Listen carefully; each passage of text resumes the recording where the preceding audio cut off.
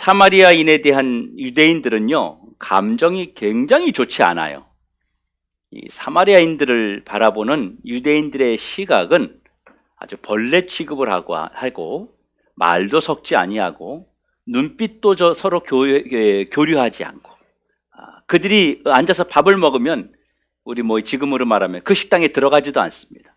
그럴 정도로 유대인들하고 사마리아인들은 굉장히 안 좋습니다. 관계가 안 좋아요. 그러다 보니까 사마리아인들도 유대인들을 바라보는 시각이 곱지 않겠죠. 지들이 뭐 잘났다고 우리를 그렇게 무시하고 우리를 그렇게 벌레 취급하고, 이런 인식들이 굉장히 골이 깊게 들어가 있었습니다. 그래서 예수님이 사마리아로 들어가는 것이 제자들의 입장에서는 영 내키지 않는 껄끄러운 그런 불편한 현실이었습니다. 그런데 예수님이 지금 이 사마리아에 일부러 들어가십니다. 그것도 예수님의 사역에 방해가 될까봐 제자들은 마을로 다 보내버리고 너희들은 가서 음식을 좀 구해오너라 이렇게 시켜놓고 예수님 혼자 그 사마리아 우물가에 가서 앉으신 거예요. 야곱의 우물가라고 하는 곳에 가서 앉으셨는데요, 그래도 좀 이상한 부분이 있어요. 뭐냐면 오늘 성경에 보면 예수님이 피곤하셨다 이렇게 말해요. 이 피곤하셨다는 말이 무슨 말이냐 하면 이 말은 목마르다는 말입니다.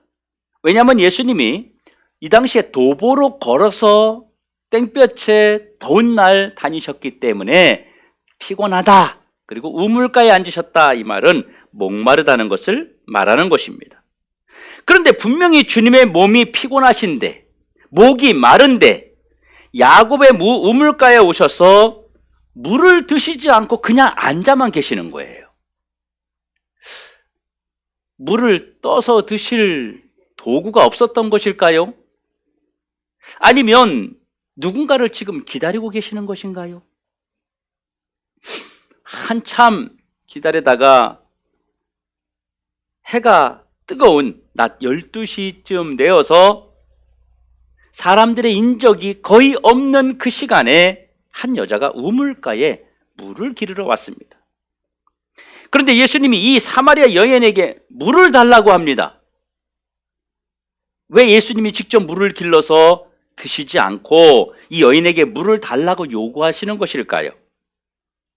물을 좀 달라고 하는 예수님의 요구를 들은 이 사마리아 여인의 태도가 아주 못마땅합니다. 너 왜 나한테 물 달라 그래? 네가 떠먹지. 응? 너 왜 자꾸 나한테 말을 걸면서 수작을 부리는 거야? 이런 식으로 지금 아주 불쾌한 표정과 말투로 예수님에게 이야기하고 있습니다. 왜 예수님께서는 이런 수모를 당하시면서까지 이 여인에게 접근을 하시려는 것일까요? 이 여인과 예수님의 대화 속에서 사마리아인들과 유대인들의 감정의 골이 깊은지를, 얼마나 안 좋은지를 엿볼 수가 있는 것입니다. 그동안 유대인들에게 쌓였던 불쾌감을 이 여자는 유대인 예수님에게 다 쏟아버리는 거예요. 우리가 성경을 아무리 읽어봐도 예수님이 이 후에라도 물을 드셨다는 기록이 없습니다. 그리고 물을 드시지 않은 것뿐만 아니라 예수님이 이 여인에게 계속해서 대화를 이끌고 계시다는 거예요. 아니, 상대방이 불쾌하게 말하면 그냥 말하지 말아야 되는데 계속 예수님이 이 여인에게 말을 거시는 거예요. 우물가에서 보여주신 예수님의 모습은 좀 누가 보아도 좀 이상합니다.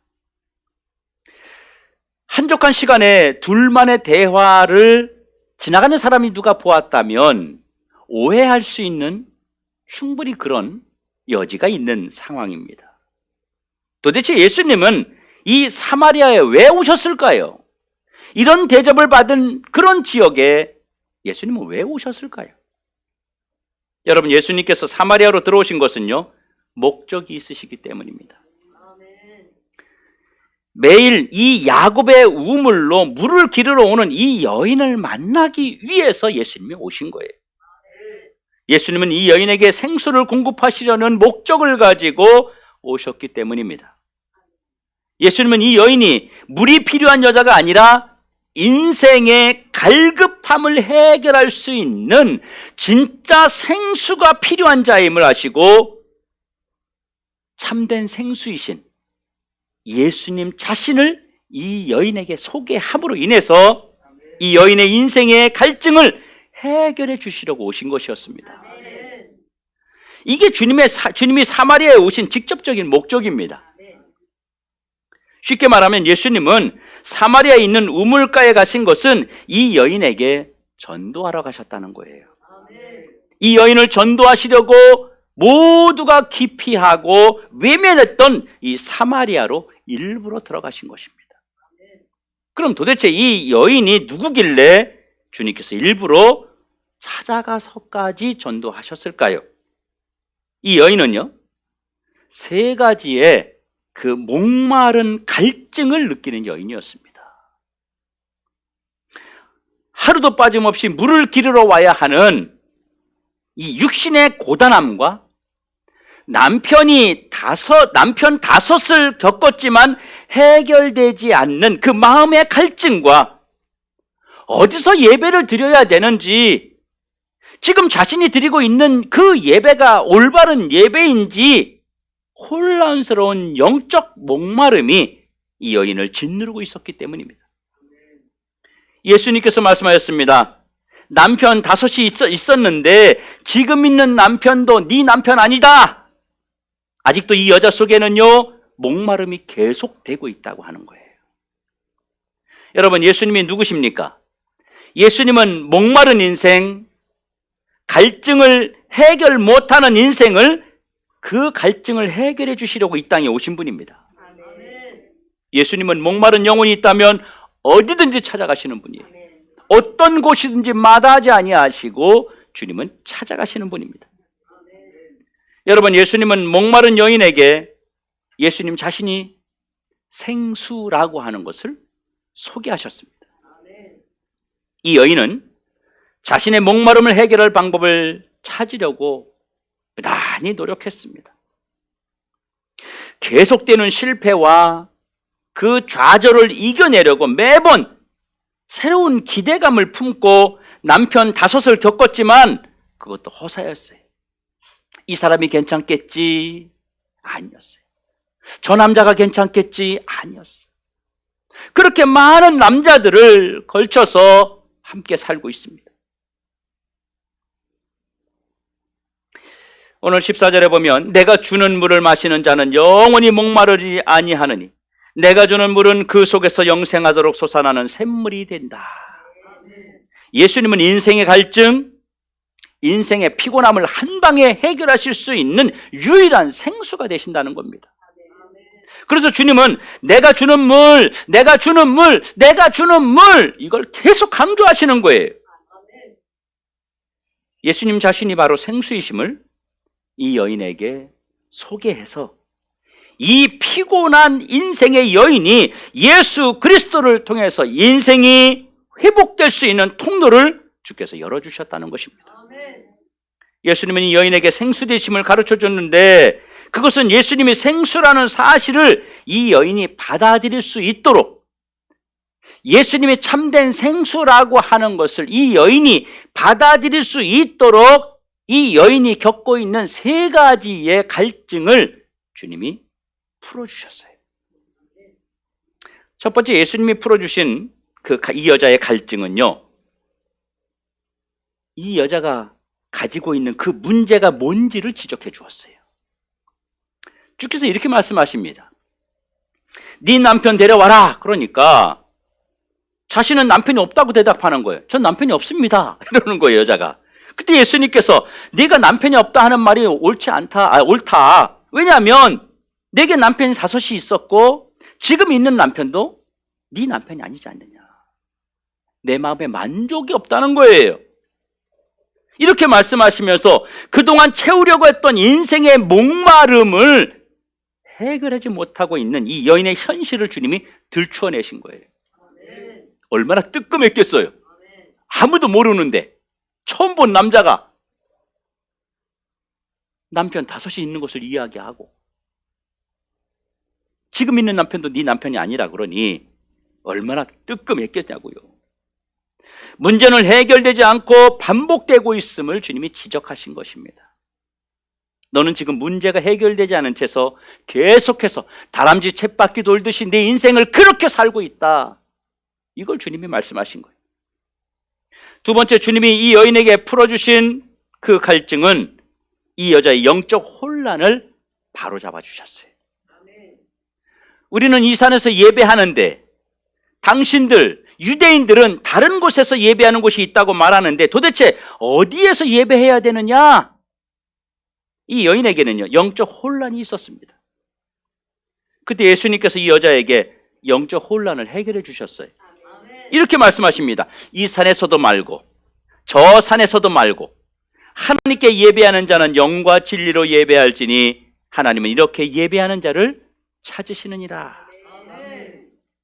예배가 무너지고 예배에 대한 잘못된 생각을 가지고 있었던 이 여자에게 영적 혼란을 해결해 주는 참된 예배가 무엇인지를 주님께서 깨닫게 해주셨습니다. 이 여자는요, 당시에 하나님께 예배드리는 그 장소적인 의미에 큰 목적을 두고 있었어요. 어디서 예배드려야 되느냐, 도대체 장소가 어디냐, 이거에 대한 의미를 그가 크게 갖고 있었습니다. 주님께서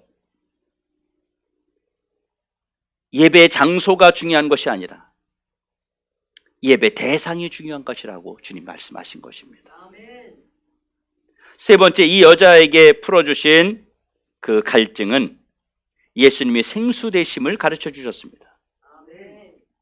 예수님이 이 여자에게 복음을 제시해서 이 여인의 삶을 어떻게 구체적으로 살아갈 수 있는지 주님의 그 구원의 길을 제시해 주셨습니다. 이 여자에게 구원을 얻는 그 복을 주셨다는 것입니다. 여러분, 우리가 예수님에게 초점을 맞춰야 됩니다. 예수님은 전도하라고 하셨기 때문에 결국은 이 여자에게 복음을 통해서 그 여인의 문제를 주께서 완전히 해결해 주셨어요.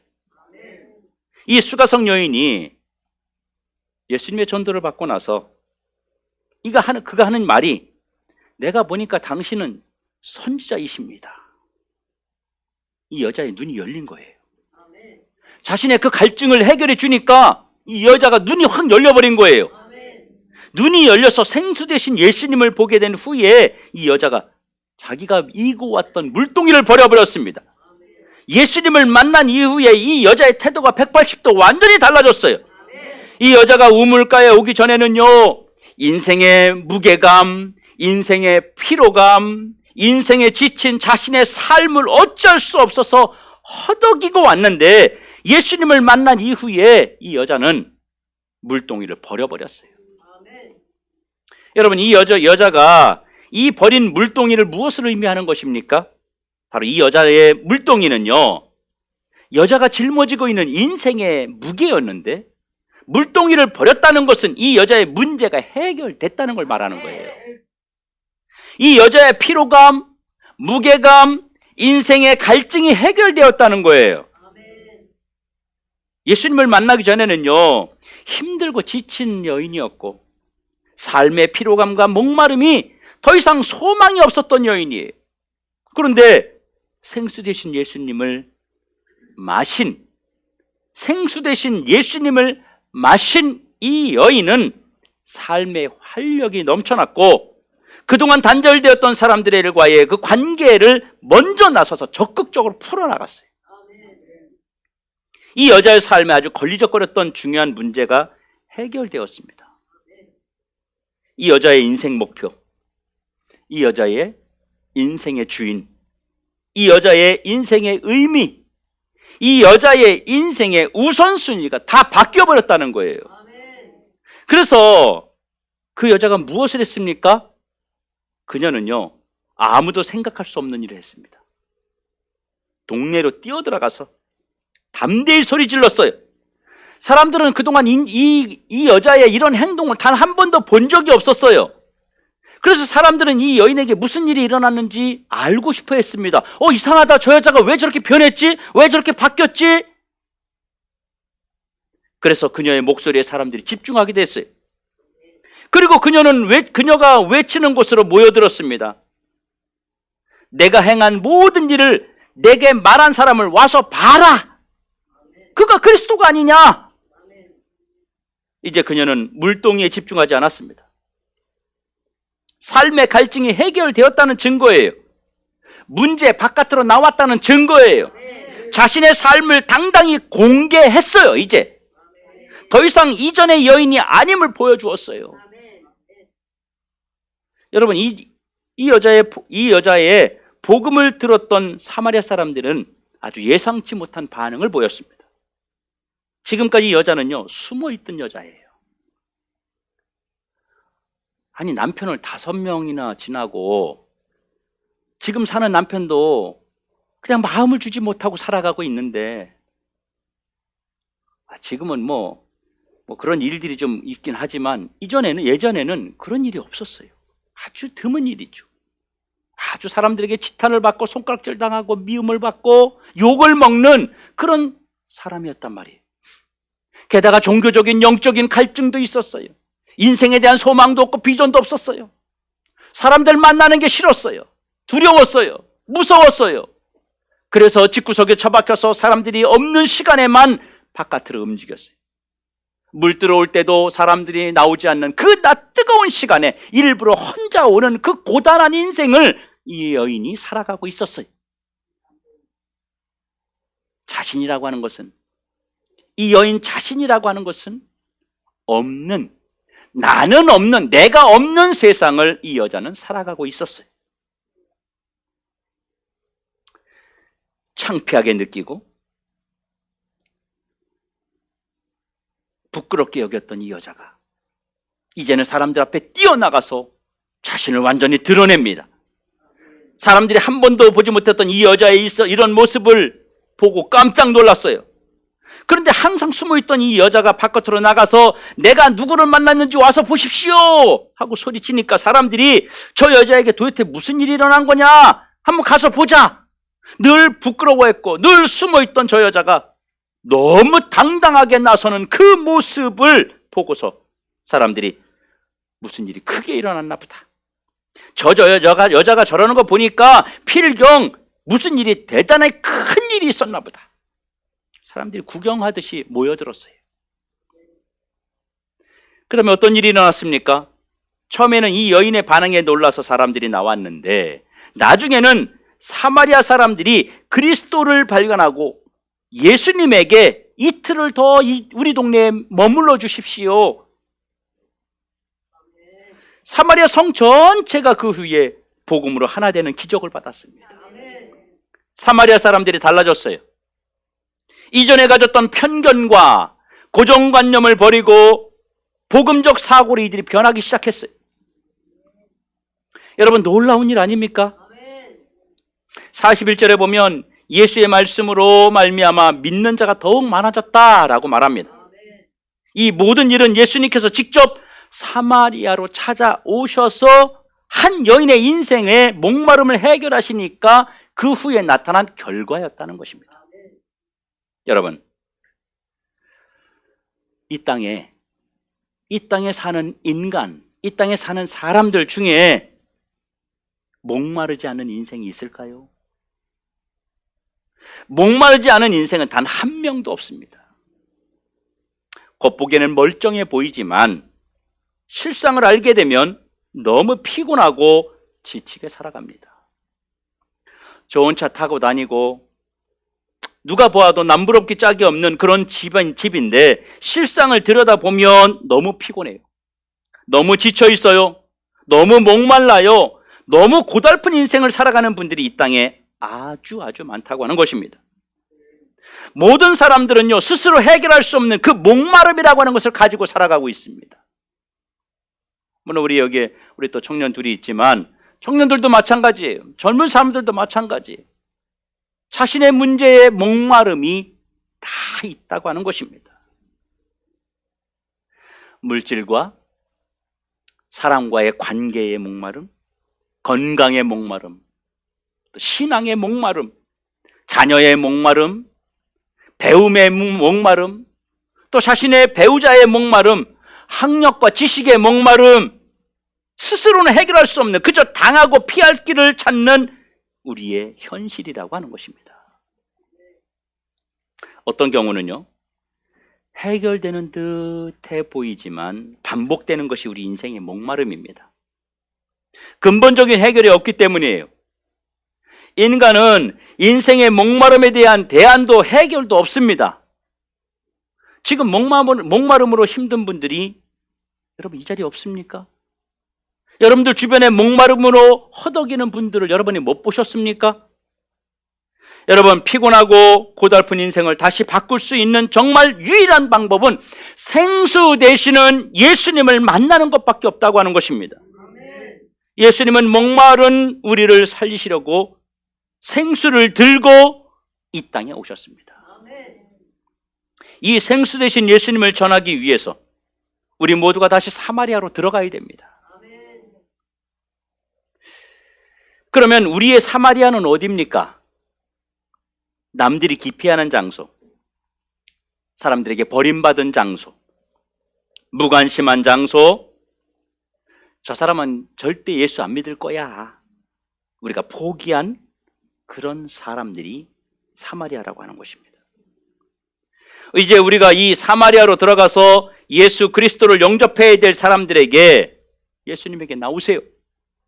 예수님이 생수이십니다. 예수님이 내 인생의 목마름을 해결할 수 있는 유일한 분이십니다. 이것을 외쳐야 된다고 하는 것입니다. 또 사마리아에 가서 무슨 말을 해야 됩니까? 생수 되신 예수님을 마시는 방법이 있음을 알려주어야 돼요. 예? 여러분, 예수님을 쳐다만 보고 있으면 안 되잖아요. 다시 말하면 우리가 교회에 온다고 되는 게 아니잖아요. 생수 대신, 우리의 목마름을 해결할 수 있는 생수 대신 예수님을 우리가 마셔야 되는 거예요.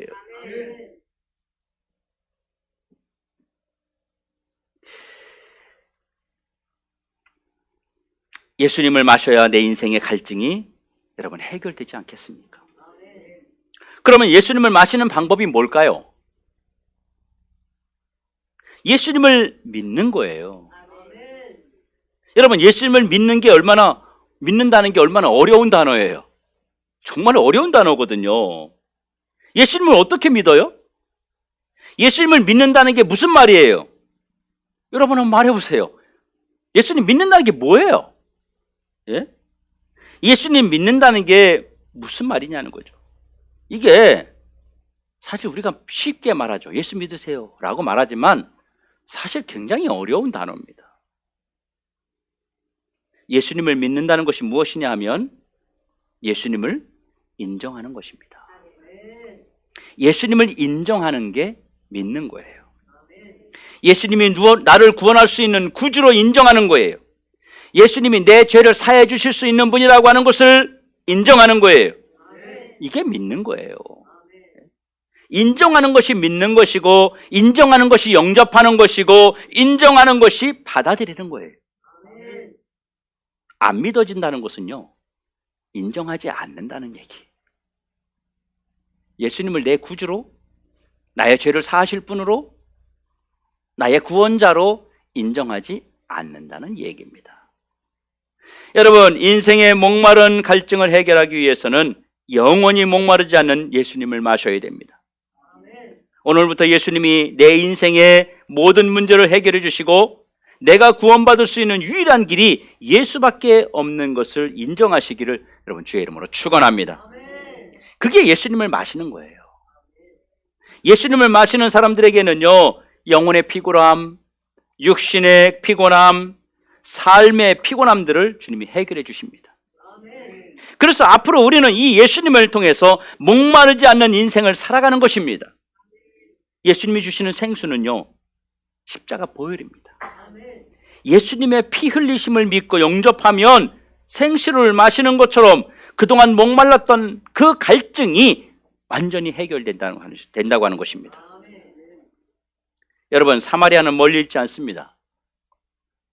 사마리아는 바로 내 곁에, 내 주변에 있습니다. 지금까지 내가 한 번도 복음을 전하지 않았던 사람들이 사마리아입니다. 또 전에도 듣지 않을 것 같아 또 거부했던 사람들, 내 자녀, 남편, 아내, 형제, 친구 모두가 나의 사마리아입니다. 여러분들의 생각 속에서 열애된 사람들도 사마리아예요. 저 사람은 놔두자, 뭐 이런 거 있죠. 저 사람 절대 예수 안 믿을 거야. 저따위 사람에게 내가 왜 예수를 전해야 돼? 이렇게 우리의 삶 속에서 은근슬쩍 사마리아처럼 영적으로 무시하고 복음을 전할 수 있는 기회를 주지 않았던 사람들이 바로 우리 주변에 너무너무 많이 있다고 하는 것입니다. 여러분, 다시 사마리아로 가야 된다는 말은 바로 여러분 주변에 있는 복음 전하지 못한 사람들에게 다시 복음을 전하고 그들을 다시 우리가 떠올리고 여러분들이 그들을 가슴에 품고 그분들 곁으로 가서 복음을 전하는 것이 사마리아로 가는 것입니다. 여러분, 사마리아 가서 뭐 해야 됩니까? 그러면 사마리아에 가서 예수님을 전하십시오. 우리는 인생의 모든 문제를 해결할 수 있는 자가 아닙니다.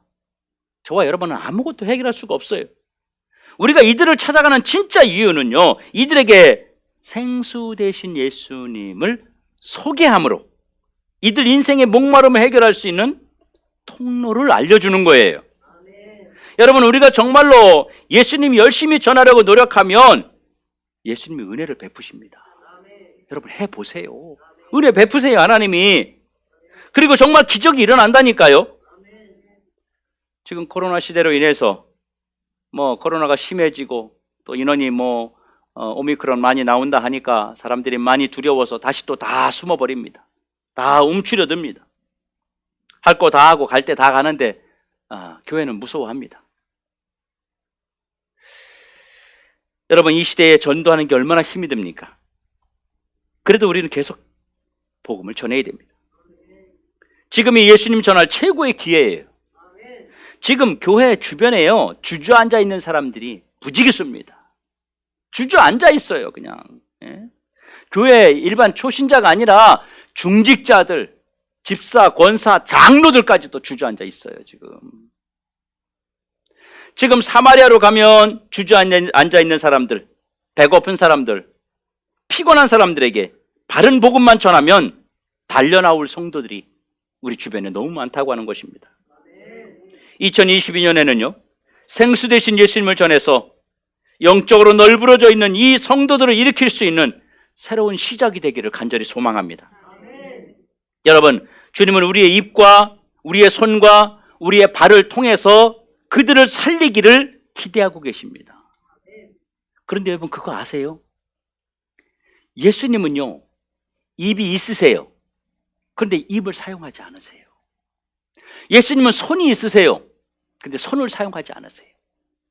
예수님은 발이 있으세요. 근데 발을 사용하지 않으세요. 뭘 사용해요? 우리를 사용하십니다. 우리의 입을 사용하시고 우리의 손을 사용하시고 우리의 발을 사용하기를 주님이 원하신다는 것입니다. 그래서 우리의 입과 손과 발을 통해서 그들에게 복음을 전하면 하나님은 우리를 통해서 그들을 달리 살리시고 회복시켜 주신다는 사실을 기억하시길 주의 이름으로 축원합니다. 사랑하는 성도 여러분, 2022년에는 다시 사마리아로 나아가는 우리 모든 성도들 되시기 바랍니다. 주님이 말씀하셨습니다. 저 밭을 한번 봐라. 추수할 곡식이 휘어져서 추수할 때가 이미 되었지 않냐. 일꾼이 필요하다고 지금 일꾼을 불러와라. 이제 우리가 사마리아로 가서 준비된 영혼들을 추수해내는 그런 한 해가 되기를 주님의 이름으로 축원합니다. 기도하겠습니다.